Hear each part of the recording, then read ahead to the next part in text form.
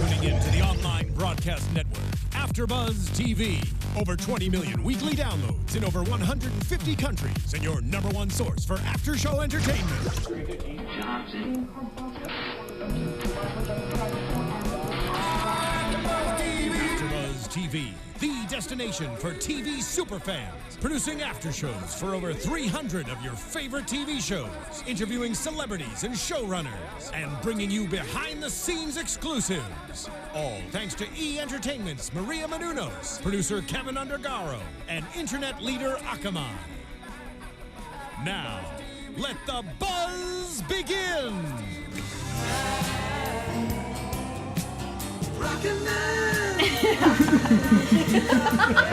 I didn't expect that. Hello, AfterBuzzers. We're here during another AfterBuzz TV after show for MTV's Teen Wolf Season 5, Episode 19, The Beast of Beacon Hills. I'm your host, Kristen Elizabeth Snyder. You can follow me at Cinematic Escape. Cinematic Escape. Thanks, guys. Nice little promo there. Joining me, the amazing Courtney Tezeno. Hey guys, keep in touch with me at Tezeno's Twitter, Instagram, Snapchat, and use that hashtag because I'm taking your questions. Mm-hmm. And Alana Jordan looking fine this evening. Oh, thank you, ma'am. You can find me on Twitter at Alana Jordan and on Instagram at that Alana Jordan girl. Mm-hmm. And Mason Malaty. That's not my name! Oh my gosh, the cheese starts at the top of the show. Hey everybody, it's Ryan Malaty here. You can find me at Ryan Malaty everywhere. And we're at AfterBuzz TV, youtube.com/AfterBuzz TV in the live chat. Make sure to join us there. If you like what you see, give us a thumbs up. I have a feeling you might like what you see tonight because tonight we have a special guest. Chris, why don't you just do a special guest tonight? Our special guest plays Deucalion on MTV's Teen Wolf. Please welcome Gideon Emery. Yay. I really wish all of our fans could see your face while Ryan was doing that. Yeah, The wolf hands. I didn't understand it. I was like, I don't understand. I don't take it. But awesome. Yay, thanks for having me. Good Well, to- yeah. good to So be- good I to have you. realized, I can see myself in a little monitor there. I realized as I was stepping out the house to come here, I was wearing this green t-shirt. And I'm like, this is totally the same t-shirt I was wearing the last time I came, which is like months ago. And I'm like, you're going to think I only have one t-shirt. So I put another one in the car so I could change. And that one So that, I says, think of you. I think of you. My other you. t-shirt is green. Right there, I can see Exactly. Yeah. Exactly. I could have one of those. Looking great. it. Welcome, you look great. Yes. Thank you. I Love didn't the quite, t-shirt. I almost didn't recognize you without the black pupils, or the black irises. Those are special, let me tell you. Yeah. There's nothing quite as special as wearing those. Is it uncomfortable to wear those? Spectacularly. Is it? Yeah. Is it bad? Yeah, suffer for your art sometimes. Yeah. Are they hard It contacts? shines Why through. are they uncomfortable? No, well, I'm not a fan of stuff in my eyes, Oh. but we've had like a couple of variants, and like the initial ones were like basically blind, so I would be led to and from set, which is kind of cool, but it's also it means that kind of once you're there, you're sort of immobile, sort of thingy, which is. It helps, but it's also kind of like, well, I'd kind of like to see, okay, let's quickly have a look at the next scene, you can't do that. So in terms of the practicality of it, not great, but it certainly helps the It's like vibe. it's like ultimate method acting. You're playing with you got Yeah. that with no eyes. You don't have the supersonic Daredevil style hearing, but you still get to play a blind character blind. It's got to be interesting for an actor. For sure. I did get to work on Daredevil, which is cool. But then I also had a gnarly death on that. But yeah, no, for sure. And I think it's the best thing. I mean, and I've said this many times, but the best thing about Deucalion is that he's an intelligent villain and he's intelligently written. So He's my it's very favorite easy villain. It's very easy to have fun with and play. Yeah, I like that we actually got your backstory as opposed to a lot of villains. We don't always get to see where they've come from. Like, I'm still a little confused about the Dread Doctors, and now I'm not sure if they're still alive, but I wanted to see their backstory like we got to see yours, because I just felt like, as your character, as a villain, when we got your backstory, I think a lot of fans came to like this gray area where like they really liked you, even though you're not supposed to like the villain as a character, and like we wanted you there. You know, I love to hate you. That's how I feel. I feel. Yeah. But you as a person, you're awesome. Thanks. No, but I get a lot of love to hate because it's If you guys have a question for Gideon, you can give us a call at 424-253-0504. And if you need that number again, Gideon tweeted it out. You can follow him at Gideon Emery on Twitter and check that out and give us a call. Boom. Okay, so I want to talk about everyone hates Theo, and you've just been there the whole time, sort of gaining everyone's trust. You didn't have to be there. I love that. Yes. Yeah. nice. Oh, what a tasty scene. Yeah. But you know what's also nice? It's nice for us as actors because like you don't know what you're doing, until maybe the night before. So I don't know where the story's going, and I know I'm sort of hooked up to this machine, and okay, it's keeping me there. It's like, but do I get free? What's gonna happen? And there's like, the whole time I escaped, but I chose not to. It's great, and the confidence that you play your character, I think, really allowed us to believe that. Because you're sitting there and you're kind of calling the shots, even though you're immobilized the whole time, and it leads up to this point, and I'm like, yeah.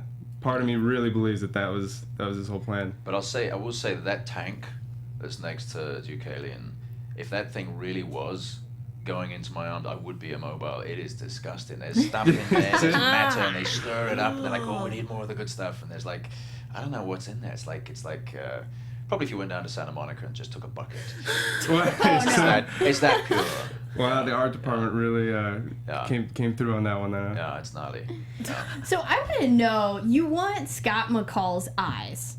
And that's why you're working with Theo, who's like the most hated on the show. But I just feel like, last time we saw your character, you and Scott actually came to like a sort of like a friendly agreement, like a truce and whatnot, to just steer clear out of each other's way. And you had your sight back for a brief amount of time. So is it the fact that you then lost your sight again that you feel like Scott's betrayed you and that's why you want his eyes? I think if someone goes, you like candy? Please here's a chocolate bar. Have the chocolate bar. And you go, oh, thanks so much. And they go, no, yeah, actually, it's not for you. That's what he did with your it might be sight. a little bit. It might be a little bit of that. What's wrong with like Theo's eyes? I mean, obviously he has to mentor him to get power. I don't think he wants to do that. Yeah, I don't know. I think it's an interesting sort of twisted alliance, and maybe there's some value in Deucalion taking Theo under his wing. I don't know, because I mean he's definitely someone who needs a little bit of guidance, but I feel like Theo could be a young Deucalion because like we possibly. even see this entire season. I don't know what you guys think, but we've seen Theo manipulate everyone on the show. And then what's great is we see Deucalion come in and manipulate Theo, which no one to this point has been able to do. Well, it also points out just how flawed Theo's plan is at every turn. He's like, I'm gonna put on these talons. And he's like, those are press-on nails that are gonna hurt you real bad, bro. But he's like, we can do this, but you do it first.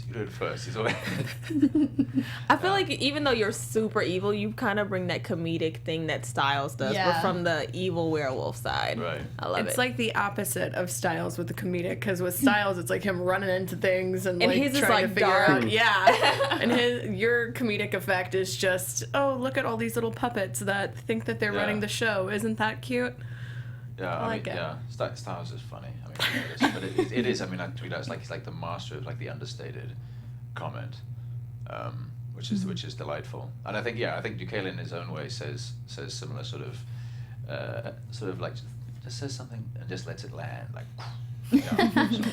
I love the line that you had, your circle of trust is narrowing, Theo. I was like, okay, darn. Well, I know you used to have a pack, and now you don't. So at one point I thought maybe you were coming in and you would eventually take Theo's pack, but he sort of killed them all off, or they've gone over to Scott's pack. I'm not sure how that benefits either of us, but No.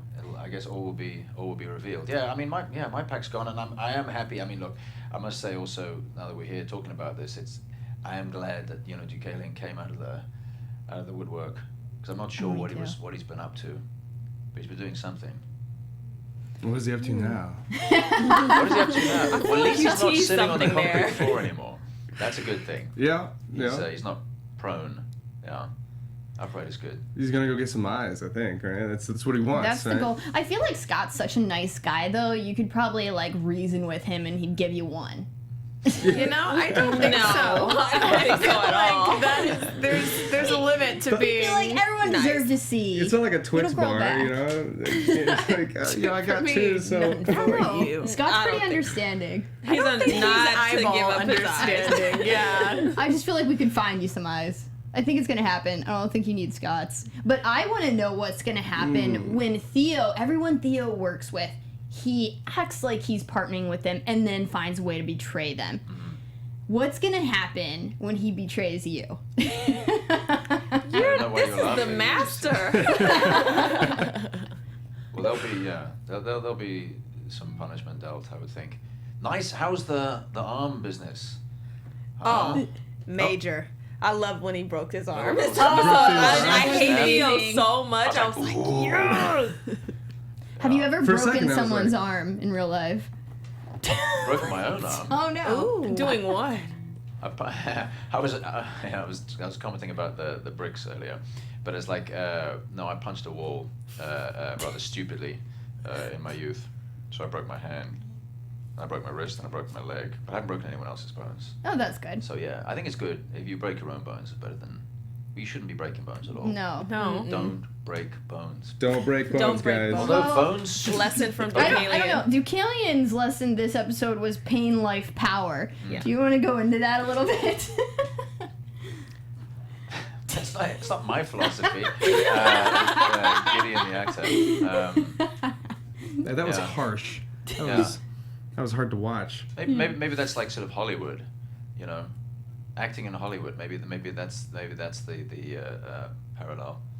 I can see that. Pain, life, power. I don't know. Lots of pain at first. Lots of no's. Lots of rejection. You Lots feel of pain. your life And then- getting sucked away from you, and then eventually, if you're lucky, you have the power. Oh But my. in that order, you feel a lot of pain, you feel much older, and then you make some breakthroughs.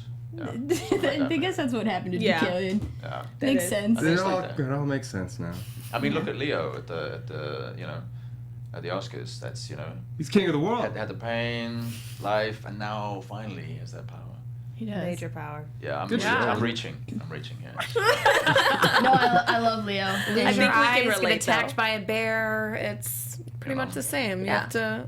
No, I'm gonna relate it back to the show. Leo's speech was all about, like how we need to conserve our resources and help our planet, and our climate is out of control, and we need to start being aware of all those different things and how we can contribute.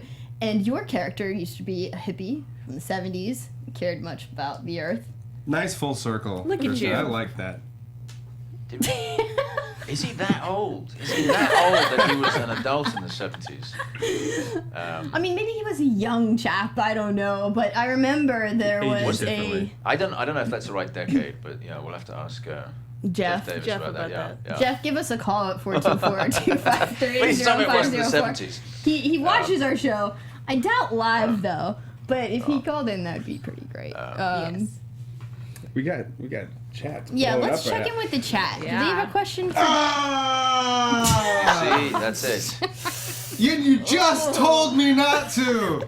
Oh, sorry. It always happens like that. I can't stand you. I love you. Courtney Thank goodness I'm hates only the half. corniness. I'm only half werewolf. I We're love good. it though. We actually have James Jordan. He tweets us all the time. You are awesome, and he actually pointed out, could Mason still be the beast somewhere deep down, like how Stiles and No Gitsune. worked? So, what do you guys think? Please call in. Let us know. Let us know in the chat. But what did you guys think about that scene? Do we really think that Mason is gone? No? You guys How think is he's he deep not in there? gone? I'm confused. I think. Are you talking about how it's now, now we see it's Sebastian. Sebastian? Okay, Yes. I think What's that about? this is gonna get a little bit more into predictions, but I Okay. feel like Sebastian is there temporarily But as per usual Teen Wolf style, the power of the love and pack will unite and they'll bring Mason back. I feel certain. Yeah. Okay, here's my question for all of you guys. What the heck happened to the Dread Doctors? Their heads were ripped off. Are they dead? Like, I need a little They're the bit dead of... doctors. They're the dead doctors. Yes. So But I only really saw them kill Don't one have. doctor. I saw two. Are they all? So pretty they're all talented. gone now? I don't know. I want to rip the masks off though and see Yes. what's inside. Why didn't you want to put the mask on? Yeah. That was pretty awesome. Do the voices for the Dread Doctor. He is secretly the Dread No, it's like, wait, how is it? It's like, no, but it's a, yeah.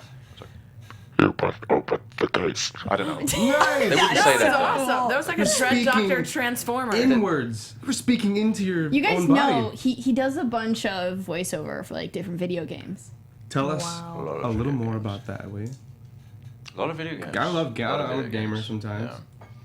Yeah. What's your Can you most talk about recent some? video game that you worked on? Well, the last, not the most recent Call of Duty, but there was Call of Duty Advanced Warfare. Yeah! Gideon and that. That's Gideon. awesome. They It kept It also your looks name. like me, which is great, which is kind of fun. Oh, that It is so was, cool. You know, like Castle Wolfenstein and yeah, there's a lot of games. So a lot of voiceover characters for you. Do you? Yeah. What's the biggest difference besides the obvious? But like, how if you're gonna become a character that you know is becoming a video game character or one in live action, is the process different for you? Well, in terms of performance, it's different because it's more intensive doing VO, I guess, because you got like a 4-hour session typically for a video game, and it could be multiple sessions, but they have you for 4 hours per session. So you're doing a lot more. Yeah, lines, because a it's lot more just work. you. It's just you working on your own, you know, and so you can bust through, you know, like a couple hundred lines in 4 hours. Wow. And games being what they are, if they're like action or first person, there's a lot of, you know, shouted stuff and vocally intense stuff. So Sure. it can be pretty exhausting. Whereas you know, working on camera, there's a lot of downtime while camera turns around or they're shooting other scenes and you go back to your trailer or something like that kind of thing. Okay. There's no sort of, crafty or downtime doing a VO, but it's, it's a shorter period of time, but it's more intense in its way. And then also, you're only using your voice, so that's kind of all you have, which means you have more range. You can play a wider, range of characters because they're not seeing you. Interesting. Yeah. A little bit more free, but a little bit more work intensive to be behind the but it's microphone. fun. Yeah. In front of the camera, it's a little bit more, kind of have to nail it just right. So a little bit more work intensive when you're working, but it's a little more relaxed. Well, I like, think the casting, process is a little more, specific with, with on camera, because then it's like, well, people see you as this, and it's hard. I think it's hard because people like to go, oh, okay, you're bad guy or creepy bad guy or rugged bad guy sort of thing, and it's hard for people to go like, oh, okay, he's actually funny too and could be something else, for instance, whereas like in games, I think, because typically you'll go in and you'll do a main character and then maybe there'll be a couple of smaller ancillary characters which you've got to come up with on the spot, voices for those. You very quickly get to show people a wider range than perhaps people might get from, bringing you in for an on-camera casting. Interesting. Yeah. Yeah, cool. Yeah. It's always so fascinating to get to know a character as an actor, the person behind the character, but you never really know anything about the people who do voiceover, video game characters, even a lot of times animation. You might really love that movie, but you've never really known the person behind the mask, so to speak. The person inside the glove. Yeah.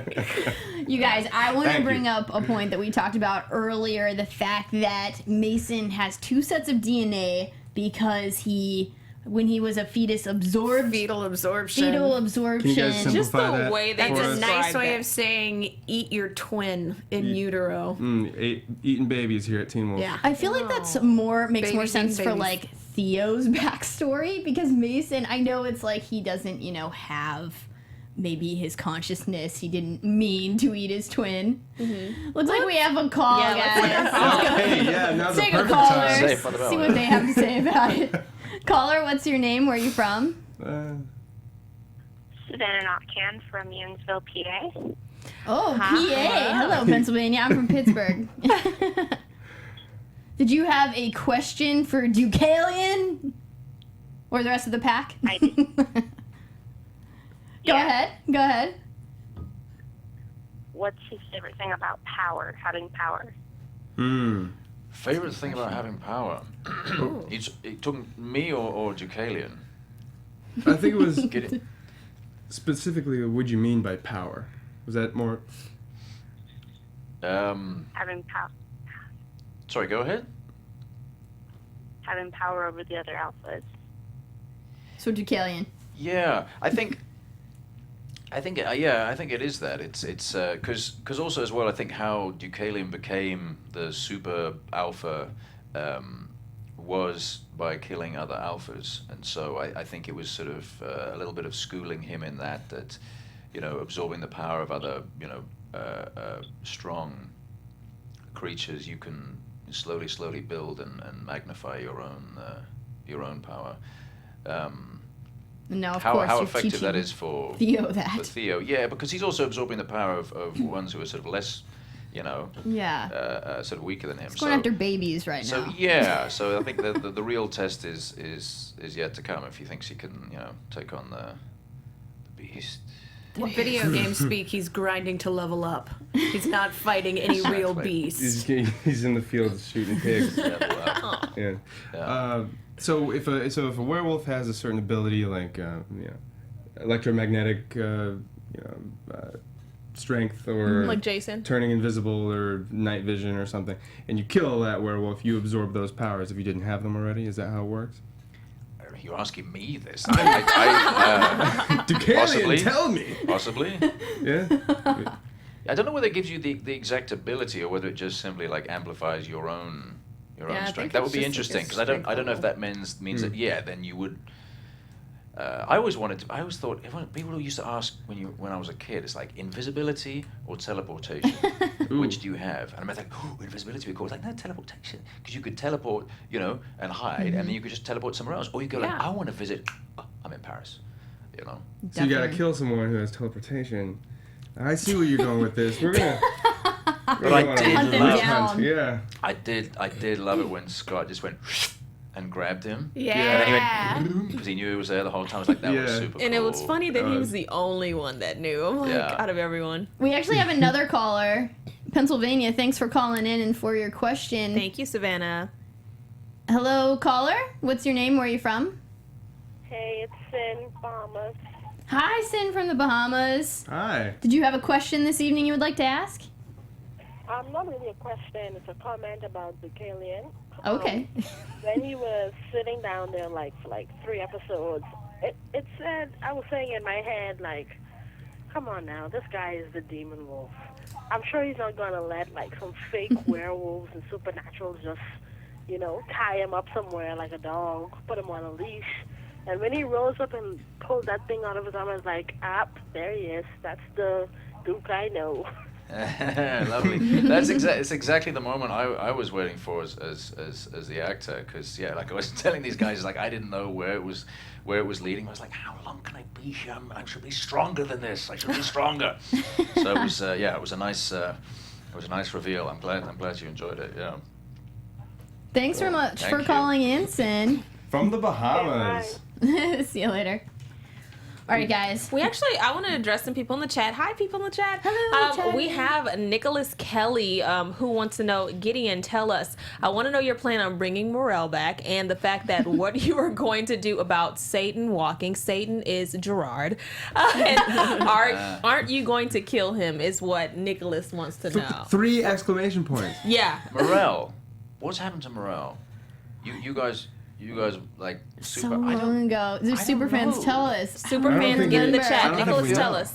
I'm curious myself because it feels like it's about time for her to come make an back. appearance, right? Yeah. Braden's been kicking ass left, right, and center, which is cool. But then I feel like we should have some sort of either there's going to be a reckoning or there's going to be some alliance or something. And then Satan walking, I've been waiting for the showdown with Gerard. And even from the first, when we did the flashback episode where it's like, that's how it was him, you know. So that's just something that's just begging to happen, and I hope it happens very soon. We'll have to see. Yeah. I have a question for you. Do you guys think that Argent and Gerard actually know how to bring Mason back out of the beast? I think that they would like to think they do, but I feel like they often think they know how to do things, and then something else happens, and they just kind of roll with it. Yeah, I think the Argent family knows how to handle this whole thing, but I have no idea how they're gonna come back from that, because I don't think Mason's there anymore. That's my early prediction. Well, it seems like they need to find whatever that spear tip was melted down into. Like they said, it could be a cup in someone's antique cupboard or whatever. So it seems like they need to find that metal again in order to forge a weapon that could possibly What about that Take necklace? Sebastian out. Yeah, and make Mason come back. What did you say, Ryan? I don't know. I just remember them finding a necklace in a ditch in that forest a long time ago. So long Theo's ago, sister. but that's a good point. We never revisited that, so it could be the necklace. That's some metal. But I'm still confused. Okay, so we saw Mason turn into the beast. Mason the beast. We totally called it. We called it. A long time ago. But now, Mason gets shot with these bullets, and now he's turned into Satan. He's Sebastian. No, he's turned into Sebastian. Sebastian. Okay, so Mason is now Sebastian. Yeah, because Yeah. I think what The happened original beast. is he had a natural transformation without the frequency. He was hooked up to what the Dread Yeah, the Doctors thing. are hooked up to and what's been keeping them alive.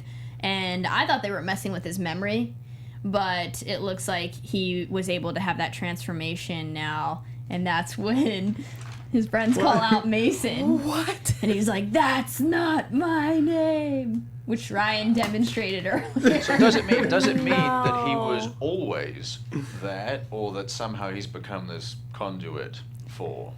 Yeah. I think it's the Sebastian. latter, because they're Yeah. even talking about the kinds of evil and how Theo is just inherently evil, which also Right. called it. Yep. And the best evil but was somebody the who's pure pure. evil is, and, yeah, who's is pure and good. and taking then- someone and corrupting them. So I Right. think that that's because Mason was so good-hearted and so pure that that's the ultimate evil, is to corrupt him and to turn him into a killing machine. Yeah. It's like a Harvey Dent situation. Yeah, little Two-Face But how do we in get there. him back? Yeah. Oh, we I don't know. I He's want to gone. know, where is Deaton? Where is Yeah. Deaton? I need Deaton right now. Dean He- always comes in and saves the day. Yeah. I need to figure out where he is right He now. probably Pop has in. that metal Yeah. in his It's veterinary in the clinic. form That would not of a horn. surprise me at all. He shows up like Gandalf and just wipes everybody out. Oh, He God. pretty We much only is got, like, always the 2 episodes solution. left. Deaton's scrubbing down that stainless steel gurney or whatever, you know, because there's always some injured. That's you a know, good who- point. Who's gonna He's have to, tidying up. but Absolutely. he's always got the lowdown on what, herbs and things and whatnot. Yeah. So there may be some, maybe he can weigh in on the. I'm still also curious, is like Argent and Gerard, this sort of tenuous working together thing, because, yeah, I don't know. I know. Yeah. I don't know what Gerard's motivations are, but they've never been good before, so I don't know what's going to happen at the end of this. Yeah. Anyone else feel like, at first I was confused on why Kara left. Obviously she wants to harness the fox, but I mean the fact that she's putting her sword back together, do we think that she could possibly be the person to take down the beast with her sword if they kind of make it a modern day? I agree with that, but then I think she is, like, the price to pay is going to be that she has to go back after they help her with the sword. The sword is the spear. Boom! Metal. Exactly. That's what I was thinking. But after she comes back, I think the price is going to be, okay, you can go help your friends now, but then you have to come back and be a permanent skinwalker. I think I that's think gonna that happen. could be it, but I think that is a little too on the nose. And there's somebody in the chat, Watsimas, who asked if we think that after the preview for next week of Stiles getting hurt, if he'll get the bite to survive and become the Nagitsune, and that will be kind of the price, is that she actually, by saving her friends, accidentally sacrificed the cute, adorable one who runs into things. I think a lot of changes are coming, guys. A lot of changes are coming on the show, it looks like. Who knows what's going to happen in the pack? I hope that Deucalion's there to stay. I hope that you and Scott figure things out, take Theo's eyes, because we don't like him. I don't think Theo's eyes are not worth it. Not worth it. You gotta But he'll be able to see with them. Even just to have them, you know, like bounding balls or whatever, just to do that. He doesn't need to put him. He doesn't need to use them. Yeah. He can just use hold them. Yeah. That's something to fidget with. You know. Make earrings. I mean, as long as we're not like watering off Scott's rings? eyes, I'm fine with it. Okay. I have a question. Remember when Stiles wanted a gun, and they threw him the gun, and he had no idea how to handle the gun. It was funny, but I was like, but wait, Stiles, like his dad is totally like sheriff. He apparently didn't teach him anything. Nothing at all about guns, right? It's a shame.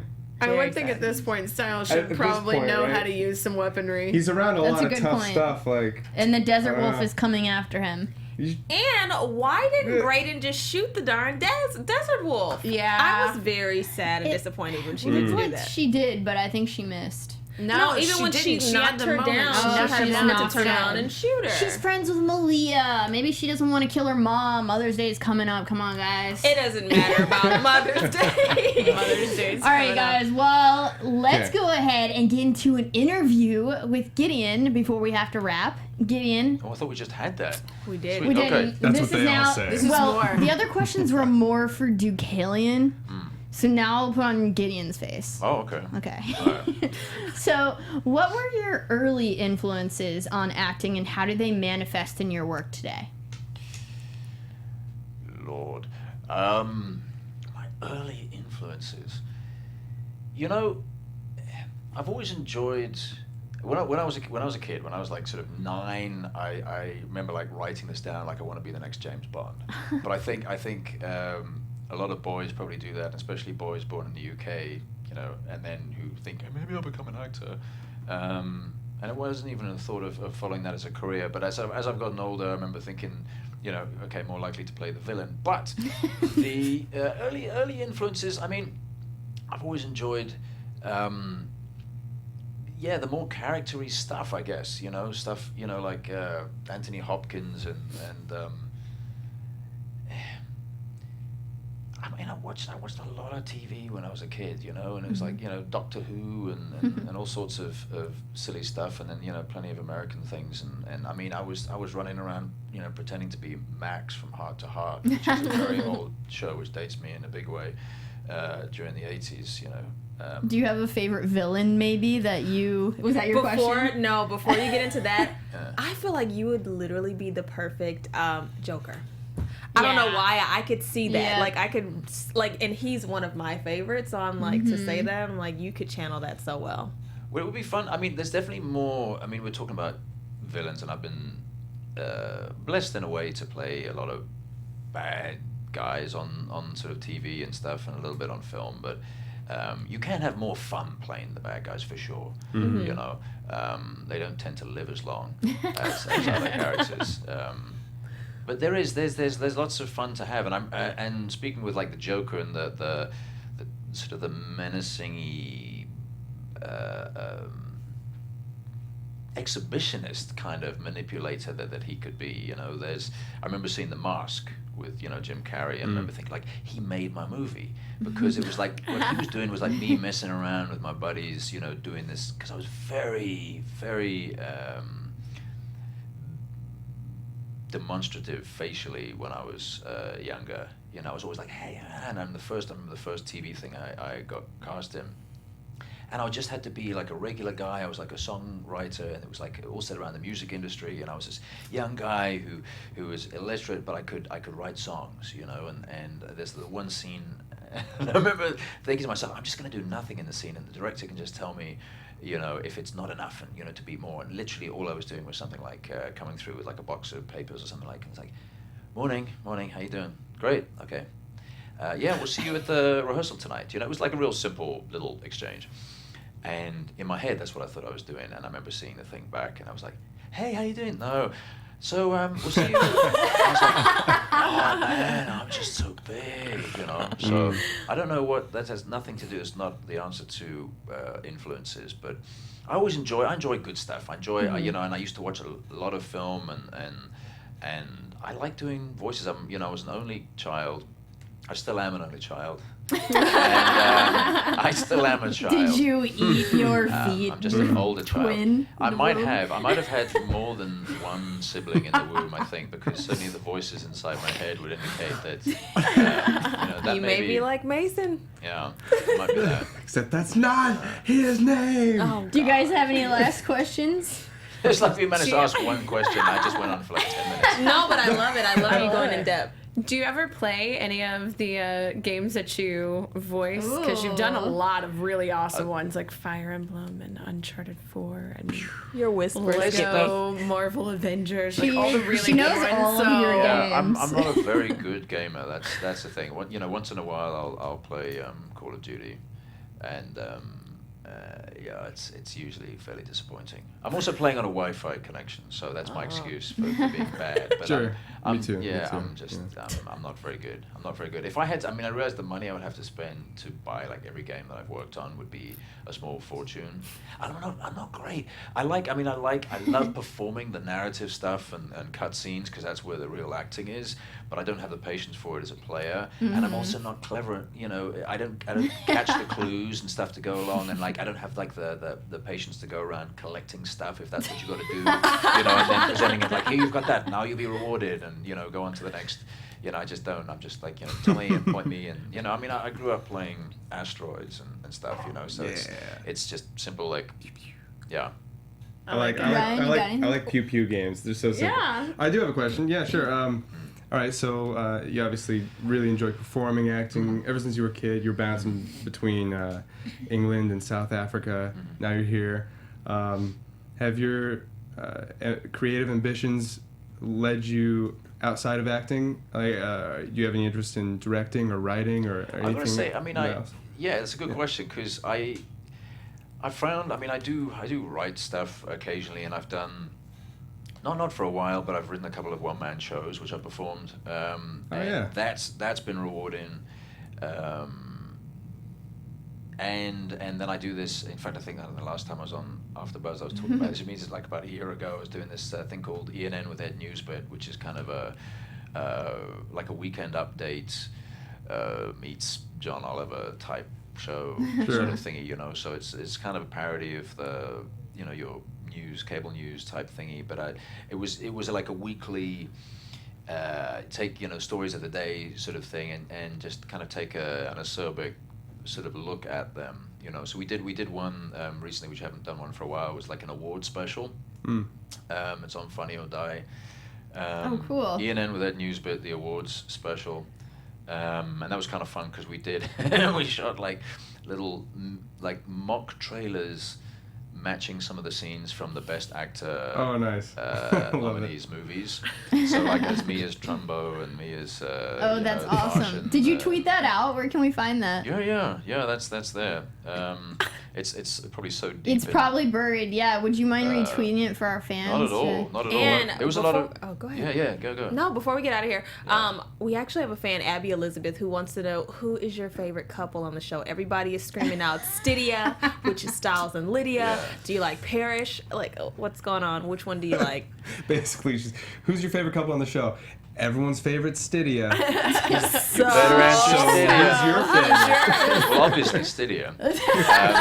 No, because I think it feels like I feel like Stiles has waited so long, sort of, and he should be, rewarded. And there's something very true and pure about. Obviously Stiles, but of course Stiles' love will also in turn be, pure and beautiful. And I love the fact that I don't know, it was a couple episodes back where it's like, you saved me, It's like, and it was like, yeah, I did. There was like that moment, and it was like, wow, I did good, and you just want to give Stiles a hug and go like, everything's gonna be okay, buddy. Yeah, he needs love. He needs to be in love. Yeah, and so I think it's great. I think it's and it's a similar relationship in a sense to, back in the day with Scott and Allison. I think I where agree. it was so pure and beautiful. And the first time you guys brought me on, I think I was talking about like my favorite moment with them in the classroom, and Scott was getting angry and he was turning in the classroom, and and there was just this moment of their hands touching, and like, he calmed down, his breathing calmed down, he was okay, and I was like, that's so beautiful, you know. And I think there's a similar sort of innocence, you know. Yeah. So, I'm such Taking a us fan. back. yeah. Thank you so much for joining us today. Pleasure. Thanks for having me. Yeah. And where can Fun the stuff. fans keep up with, what you're doing? Is it normally on Twitter, or do you have another Twitter, website we should check out? I'm a Twitter junkie. So yeah, at So Gideon Emery. you'll tweet everything that you're doing. Yeah. It's, There's lots of it's stuff. just at Gideon Emery. That's it. Yeah. And people have been. I've been live tweeting the last few episodes, and it was fun last night. And catch us next week. Otherwise, I have a fan page on Facebook, which is just me. Cool. Which is also just Gideon Emery, I think. Yeah. Awesome. Cool name. Wonderful. Yeah. I wish I could take credit. But my parents were clever. Well, thanks Yeah. again for joining us. You guys, next week is the finale. No, it's not. It's here already. No. I had to but- double check myself because I was Yeah? like, wait a minute, and then it didn't say like catch next week, but it didn't say the finale didn't. either, right? But it And I was like, is. but it is, isn't it? And then I had to go online and see like, no, it is. It is. Yeah. But we have something special for you guys next week. Cody St. New is coming back, but he's going to host the show. Oh! Come on, He Cody. plays Brett Talbot on the show. You guys can keep in touch with me at Cinematic Escape on Twitter. Courtney? And I just want to shout out Scallison. Keep in touch with me. I love them. Keep in touch with me at Tezeno on Twitter, Instagram, Snapchat. I loved all your comments tonight. Keep them coming. Stydia for life. You can find me on Twitter at Alana Jordan, ALANAJORDAN, and on Instagram at that Alana Jordan girl. And I'm this Ryan Malaty guy. You can follow me at Ryan Malaty everywhere. Thank you guys so much for another awesome show. It was great. For Deucalion being such a nightmare, Gideon Emery, you sir were a dream. Thank you for being here. Thanks for And And I want to shout out to you, Ryan. Back Me? at it again with the claw. I love back it. at it again with the werewolf. He can't naturally transform, but he's trying. Yeah, I'm He hungry. transformed Hungry. with frequency. Hey! You guys at home, It's a podcast. download, rate, subscribe, and then have a good night. Bye. Ciao, ciao. From executive producers Maria Menounos, Kevin Undergaro, Phil Svitek, and the entire AfterBuzz TV staff, we would like to thank you for listening to the AfterBuzz TV network. To watch or listen to other after shows and post comments or questions, be sure to visit AfterBuzzTV.com. I'm Sir Richard Wentworth, and this has been a presentation of AfterBuzz TV. Buzz you later. The views expressed herein are those of the hosts only and do not necessarily reflect the views of AfterBuzz TV or its owners or principals.